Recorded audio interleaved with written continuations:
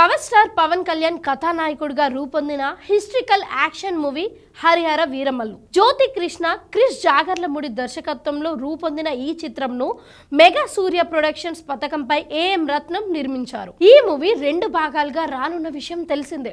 Harihara Veeramallu sword and spirit పేరుతో మొదటి భాగం రిలీజ్ కానుంది. జూలై 24న ప్రపంచవ్యాప్తంగా హరిహర వీరమల్లు ప్రేక్షకుల ముందుకి రానుంది. ఇప్పటికే ప్రమోషన్స్ షురూ కాగా హరిహర వీరమల్లు గురించి సోషల్ మీడియాలో చర్చ నడుస్తోంది. హరిహర వీరమల్లు సినిమా తెలంగాణకు చెందిన ఓ వీరుడి కథ ఆధారంగా రూపొందించబడింది అని వార్తలు వచ్చాయి. అయితే ఆ వార్తల్లో ఎలాంటి వాస్తవం లేదు అని సినీ వర్గాలు అంటున్నారు. ఈ మూవీ నిజ జీవితంలోని ఏ నాయకుడి కథ ఆధారంగానూ తెరకెక్కలేదో అని స్పష్టం చేశారు. సనాతన ధర్మాన్ని పరిరక్షించే ఓ వీరుడి ప్రయాణాన్ని తెలిపే కల్పిత కథగా రూపొందించబడిందట.